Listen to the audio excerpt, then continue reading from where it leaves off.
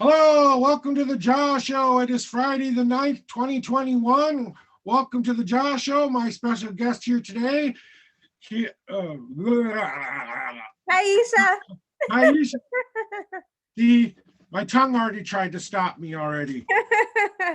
Welcome, Kyesha. Nice to see you here. She's a friend from one of the groups I'm with called MNO Coaching Network. We're a networking group, but we're here to talk about her business here today. And she's going to tell us a little about what she does. And she's a realtor and she's going to give us some good information. So um, I guess I kind of want to get started about how'd you get started in the real estate world and what got you motivated to want to help people find their home? Yeah, so like you said, my name is Kyesha Williams. I'm a realtor here in Minnesota. I got started in real estate. Oh goodness. Well, what made me get started? I always wanted to, first of all, be a real estate agent or do something in real estate. I was an HGTV junkie, so I watched all the fix and flips. I watched property versions. Was like my jam. I was all into all that for a really long time, and even years before I actually got my license, I interviewed at a couple brokerages and was offered for them to pay for my courses, and they saw potential in me, but at those times I wasn't mentally ready to take that step. I wasn't financially ready to take that step. It's a lot of investment to become a realtor, to get your license and to have the title. It's a lot of work, and I wasn't ready in that instance to do it. But I knew that the real estate, no matter what way you jump into it, whether you become a realtor or an investor or whatever it may be, it is the fastest way to gain wealth in the world. So I knew that I needed to, in order to break generational curses, I had to take that step outside of faith and be something different than what I've seen growing up, in order to grow what I knew I wanted in my own empire, my own household, and see a reflection for my kids to have, if I can do it, then they can do anything as well. Right, yeah. So I guess, where's your business is based in Minneapolis. Do you do solely Minneapolis listings or do you do out of the state listings? What kind of listings do you help people with? Yeah, so I am primarily in Minnesota. I work in the metro, so I'm Minneapolis, St. Paul, surrounding suburbs. That's usually where I am stationed. If I get, like, I had a first-time home buyers event a couple weeks ago, and I had a lot of people that were in New York, Alabama, Texas. So for that instance, I will refer them out to realtors who I know and trust to take care of them, how I will take care of them if they were here in Minnesota. That's good.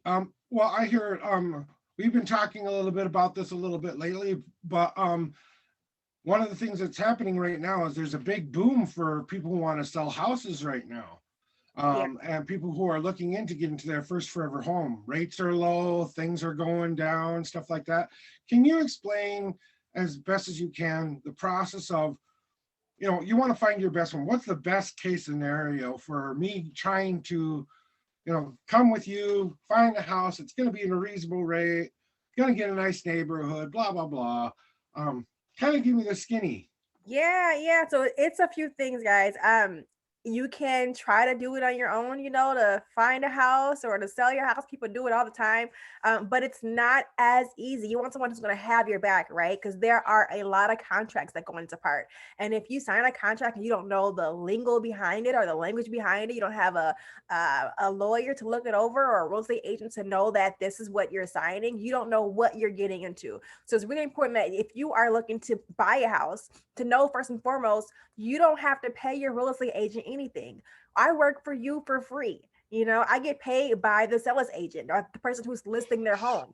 That's how I get my commission. So I'm working hard. I make sure that everything is, I's are dots and T's are crossed in the contract to make sure that you get everything that you want in your home for free. I'm working diligently to make sure that I get your referrals from all your friends and family when it's time for them to buy a home. It's really important. My business runs off a referral, so we want to make sure that you have someone who's adamant who's working strong, who has good communication skills, someone who's going to be there for you morning, noon, and night. Someone's going to be make sure that you are just in good hands and good standing. And then the same thing on the listing side. You can very much, be someone who can be a for sale by owner and list your own home, but then you don't have access to things like the MLS, right? You have those off market listings that kind of sit for longer than they need to be, especially in the market that we are in now. It is a seller's market. So if you were to go and list your home with a real estate agent, have access to the MLS and Zillow and all those places, then it's likely that your home will get sold within the first 48 hours in the market that we are in right now. And why sit or even lose money selling it yourself because you want to save money when you could have just hired someone professionally to do all this for you and gain more income? It is a known fact that if you sell your home by yourself, you're losing about 20% of what you could have made with an agent just by, holding your pockets and thinking you're saving money. You're losing out in the end. Okay, so I guess there are a couple people who don't really understand the difference between a realtor and someone who's just going to help you finance a house and stuff like that. You as a realtor, what can the people expect when they come see you in your business? I mean, do you have certain criteria, things that you really try to help people with low income? Do you try to help people with high income? Are you all around? Yeah. So I work with a lot of first home buyers. I work with a range of people. As far as when it comes to income levels, I work with people who have got a pre-approved for as low as 150, and people who've been pre-approved, as $500,000, $1 million. I just recently got a lead that was $800,000. So it really depends on who networks with who, and who friends are who's friends with who. But I do have some people around me who are doing certain jobs, right? So me, myself, I will never ask you about your finances. It's not my job, it's not my business. I don't care to know what's going on in your bank account, or what debt you have. It's just not my business. There's someone for that. You have to get a loan from either a loan officer or a mortgage company at like a big bank like Wells Fargo, US Bank, things like that. Or you can speak to a loan officer. I love working with loan officers, independent mortgage brokers, only because they work more hard to get you approved for the loan. Wells Fargo, they work hourly. So they can deny you left and right, and they don't really care. But someone who's working off a commission, they are going to go that extra step to get you pre-approved. Okay, well, maybe you might not be approved today, but if you were to pay off this source, or if you were to go ahead on Credit Karma and dispute this charge right here, then you can be approved. They work that extra step to make sure that they get you in the home, if not today, in the future for sure. And then I have people around me, of course, who, if you need an inspection, so I am calling them to get the inspection done, and they have these great rates, and they're going above and beyond to make sure that you're going to go into a house, you're not going to have any surprises in the end. There is appraisal, there's so many other things, underwriting you have to deal with in real estate, that you don't want to have to do this on your own. It's a lot, it's a ton. But if you don't have to, then I just say don't do it at all. Just go ahead, hire someone to work out for you and to make it easier for you in your life. Yeah. Okay, give me a second. I had DeAndre decided to pop in here and say hi, DeAndre, for a quick second. I think he just came to watch the show. So, hi, DeAndre. Nice to come. Okay. So, he's another friend of ours. He's got an interview with me in a couple of weeks here. So, just gonna mute you there and all that stuff. So, anyway, so DeAndre, I'm going to mute you for a second here. You feel. Now I can't hear you. Wait a minute. What's going on? Oh, there you go. Nope.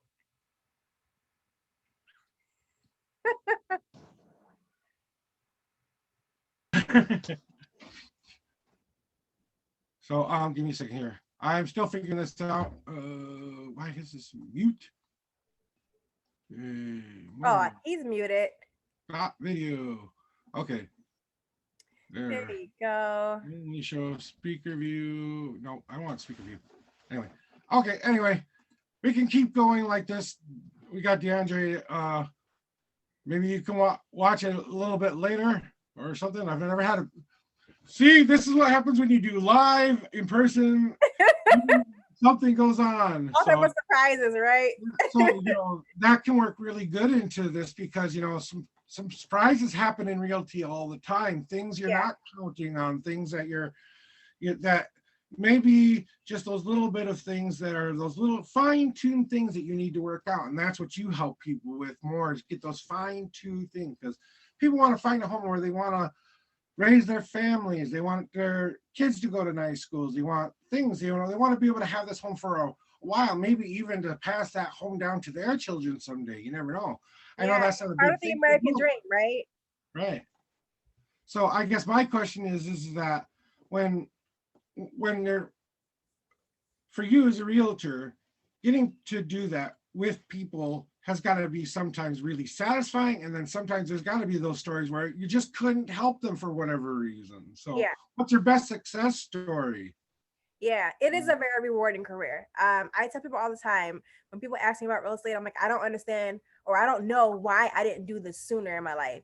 I know that I wasn't in the right position to do it, but I'm like, I'm so happy that I'm finally in a place where I feel like I am where I'm supposed to be, right? I feel so rewarding every single day. I get to meet amazing people, some not so amazing, but still people in general, and it's fun to network. I love networking, I love talking, I love to connect with other people, and just learning their reason why is a huge thing. Why are you buying? Why are you selling? Are you upgrading? Are you downgrading? Is your family growing? What's the reason behind it? So some of my biggest successes are honestly when I am able to give people their keys. It makes me feel really good. Like I feel like a superhuman. It's like I'm bringing them to their next step in their life. I'm opening doors to them that they possibly would not even thought to have for themselves. And it's something that's very, very rewarding when you're able to help someone through a phase in their life that is such a major stepping stone. It's absolutely rewarding, and I love it so much. Mm-hmm. So yeah, it's one of those kind of deals where it's like, when I live in a trailer, but that's my home forever. But I did buy a house at one point, and unfortunately, my financial circumstances didn't allow me to keep my home. But that was in the past. But I remember working with a realtor who was nice to us at the time, and she did everything she could to help us get into the house that we thought would be perfect for us. And it was a good experience. I did like working with a realtor a lot better than trying to do it myself, because I did try to do it by myself at first. So those kind of advantages come full circle, and stuff like that. So is there anything else about your business that you'd like to tell my audience? Give them anything you'd like to say here. We can tell us about that, like, how do we get a hold of you? How do we reach you if we want to, if we're looking for a friendly neighborhood realtor in the Minneapolis area? How do we get a hold of you? Yeah, so if you guys are looking to connect with me, ready looking to buy, sell, or invest in real estate, definitely reach out to me. You can find me at KyeshaWilliams.com, Kyesha Williams with an S.com. You can hit me up on Instagram, Facebook. It's just Kyesha Williams. YouTube as well, Kyesha Williams. And I would love to connect with you guys. If you don't live in Minnesota, that's okay too. Ask me all your questions if you're going through the process of becoming a real estate agent, or you're looking to buy or sell a home. I can connect you with other people who will be more than happy to help you along the way. Just know that we are here to serve you, and you don't have to do it yourself. Just hire someone to help you, because we're here to literally walk you through the entire process. And if you have someone right now you're working with who's not helping you, or is not communicating, or not telling you what certain words or terms mean, or you're confusing the whole process, then they may not be the right agent for you, and you may need to find someone who's able to give you what you need. So never second guess it, guys. You're not stuck to one realtor. You're able to work with people who are committed to you. And yeah, I just say live your best life, and you only get one, so make it grand. That's cool. Well, I know the real reason you're here today, Keisha. You're here to stop my evil plan. I knew that your real You have to stop the evil plan. We can't do any evil. Oh no, the sound went out. See? See? You said it, and now the sound is gone. you, Kyesha, would you like to say the word? What's your idea to help bring us together? Yeah. So in my idea of saving the world, especially when it comes to real estate, it's just giving the education, right? Helping people to see that they can have the potential, not that they can, but they do have the potential to do whatever they set their mind to. I was a instructor on Outschool. I don't know if you get anyone heard of that. But they is a K through 12 basically homeschool system, and you are able to teach classes on it. So I taught entrepreneurship and manifestation on there for many years. And it's really important that our youth know early on that you can do absolutely anything. So what I would have the kids do is like vision boards, for instance. I'm a firm believer of vision boards. I have one I'm looking at right now. I create one every year and I add to it throughout the year. And I say that I've literally manifested things off of my vision board just by having it and seeing it and feeling and knowing that it's mine. Just a matter of time as to when I will have it, so I can see it and physically touch it or hold it in my hand. So things I manifested was like being on magazines or getting rewards, being told congratulations. At one point in my life, I'd never seen the beach before, and then I manifested a trip to the beach. Just different things, cars, everything. My home I'm living in now, I literally manifested that a couple of years ago.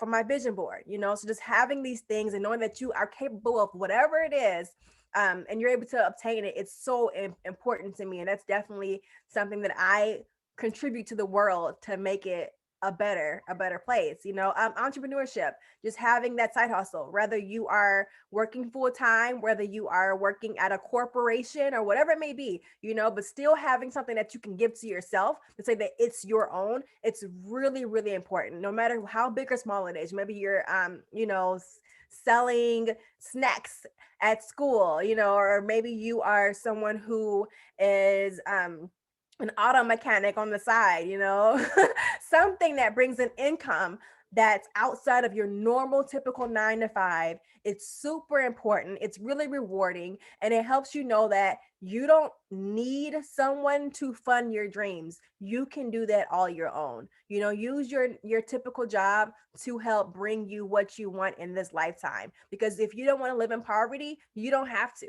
If you see yourself as someone who's very successful, as wealthy, whether that is spiritually, mentally, physically, emotionally, whatever it may be, then you have to do that. But no one can do it for you. You have to take it upon yourself to make it happen. So that's definitely one of my biggest things when it comes to me contributing to this world, is to help people see that they can do whatever they want to do and to just do it. Screw everyone and just make your dreams happy, make your dreams a reality, and make yourself happy. Yeah. Well, that sounds like a good plan. I better start getting that vision board ready. Yeah. I don't have a vision board. I have a book. You know, only got 666 names to fill in here. I mean, it's going to take a while and stuff like that. Good. That's good. A lot of I hard like work coming up with journaling. You should try even journaling. plans. I don't know how these people get started. All of a sudden they have followers and stuff like that and all that. And the reason I'm bringing you on is because what I like to talk to people in my show is tell them how we can kind of come together, because my actual mission is to help bring us together. Yeah. But in order to get you all motivated, I got to get the little evil on there. Yeah. So that's great that you go out into the community and you give that entrepreneurship, you give people that confidence, that ability to